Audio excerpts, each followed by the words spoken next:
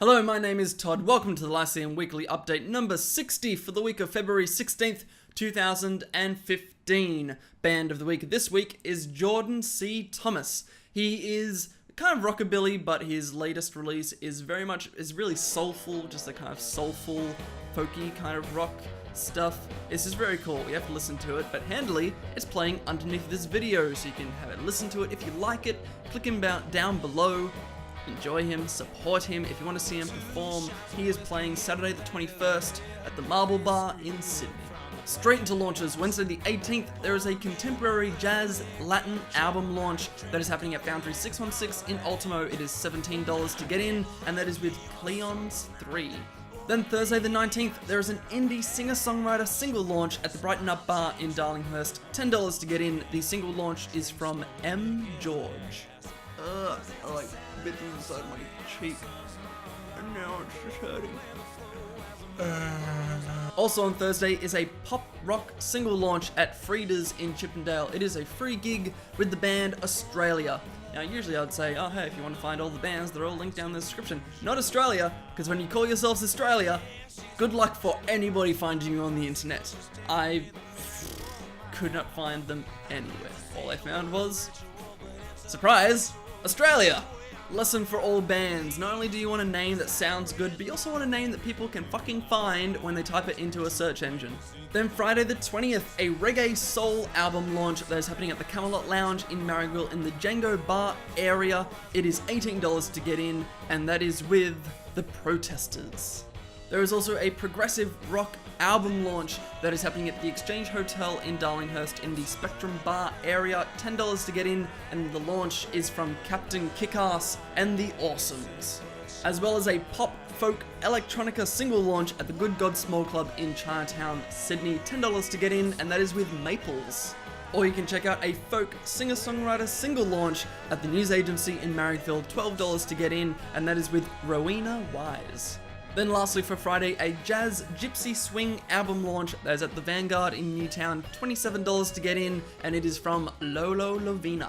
Then Saturday the 21st, a garage pop rock LP launch that is happening at Blackwire Records in Annandale, and that is from Chook, who have come up from Melbourne.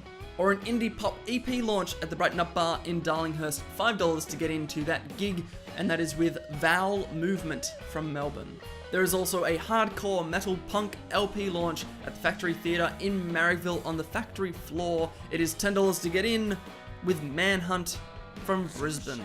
Lastly for Saturday, an alternative electronica EP launch that is at the Oxford Art Factory in Sydney in the Gallery Bar area. $10 to get in. The launch is from Atola.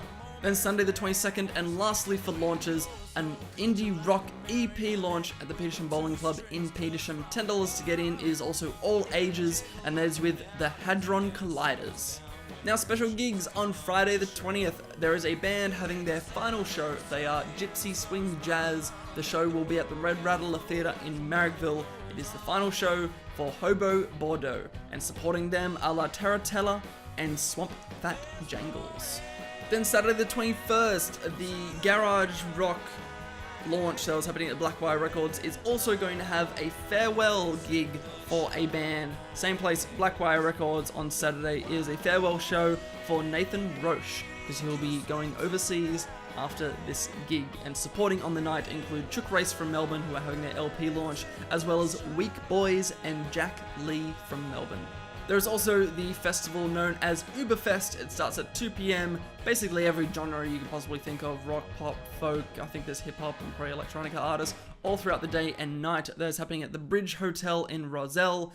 $30 to get in. It's a massive list of bands. I'm not even going to bother trying to list them all, but a couple ideas: Little Coyote, Still Shadows, Stone Empire, Silver Cream, Insanity. There's many, many more. If you want the entire list, just click the event down below and you can be taken straight to it.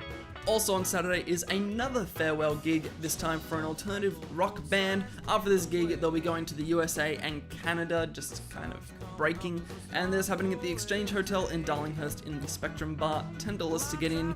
It is a farewell show for Faraway Stables, and supporting them on the night is Drawing North, Grace Soak, and that is it, because I thought there was going to be another one, but there wasn't.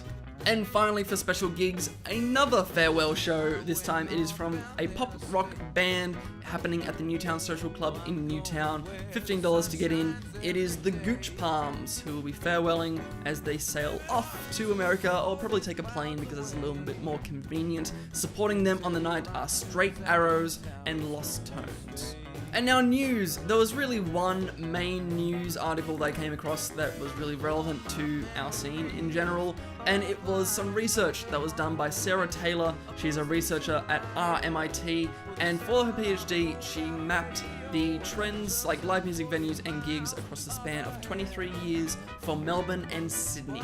And her expectation was that, venues were going to have, drop. They thought they were going to crash and gigs were going to stop. The opposite happened. There are more venues than there were 23 years ago, even more venues than there were some handful of years ago. It's a continuing, consistent rise in venues. Obviously, the fact that there are more venues doesn't mean that the scene is amazing. I can tell you that myself because tons of venues don't even say what gigs they have on. There is a large chunk of places that do live music and you'll never know it because they don't tell you until possibly the week of or maybe a day before. A couple of the main differences between Melbourne and Sydney that was found in the research is that whereas over time Melbourne's live music scene has become a centralized hub focused around Fitzroy, so you see this map with just this large blot of purple right around the city. Whereas in Sydney, although yes, the CBD has been a kind of hub and has thickened up in its amount, more or less the venues spread out across the region. There are dots all over the place, from the main city, which has the most, spreading all the way out to Katoomba, all the way up north to getting closer to the Central Coast, south through Sutherland. It's just crazy because it's spread out. There are pros and cons to both. By music being centralized to Fitzroy, that means that rent in Fitzroy is more than most musicians can afford, so musicians are moving out to the further suburbs, which means that they aren't where the gigs are happening. They need to travel for every gig because they can't stay in the area. That's kind of a problem. Whereas in Sydney, really anywhere that you are, there'll be some kind of venue nearby that puts on music. Whether they are a good venue or whether they are good at promoting isn't really necessarily in the research, it's just the fact that it's there. But it's good that it's spread out, and it's bad that it's spread out because that means that there is no centralized hub, there is no place where music is always happening. For Sydney, music is happening everywhere. For Melbourne, music is happening right there. There are also other problems, like in Sydney, liquor licenses are much more expensive compared to Melbourne, so a venue has something more that they need to make back through live music, and most just stick to pokies because it's a short revenue. Sarah Taylor's research goes from 1983 up to pretty much today, stuff brought together from the Australian Bureau of Statistics and allocating where different venues are in the region. It's really good. Click the news down below. You can check out more details on the research as well as cool little graphs that help visualize how it all works. But essentially the amount of venues is growing, gigs also grow along with it, but bands themselves are playing less gigs. Before, there would be one band playing multiple gigs on one night. Now they might play a gig every few weeks or every month. Maybe. There's a lot to it. It is not just a black and white issue of Sydney bad, Melbourne good. There is much more to it. I very highly recommend that you go and read the research. Inform yourself. With that being the last of the news, that is it! If you want to see the gig guide, it is now up on the website www.thelyceum.com.au, and everything is linked, events, bands, because it makes it easier for you to discover something new in a genre that you love. Radio stuff for this week is different because last week was the final show of The Flip Side with Lachlan Wiley on Radio Northern Beaches. He has abandoned us to go on to bigger and better things. I'm sure that we'll try and figure some kind of collaboration in the future, but make sure that you check out his new page, Chiefly Sounds. There is a link in the description to go check it out. More content coming. He'll also has hosted a gig that will be coming up at Brighton Up Bar. Definitely go and check it out. It will be awesome. So now for radio shows, Saturday from 2 p.m. to 4 p.m. I'll be on somewhere in between to talk about gigs in the inner and outer west. I'll probably throw in some city gigs if they are especially wonderful. That is on 99.9 FM on the Muso show, and it will be wonderful because they put on good music. And we will love it, and we will laugh, and we will have a jolly good time. That's about it from me, so I will see you next week with another roundup of launches, special gigs, news. Until then, be good.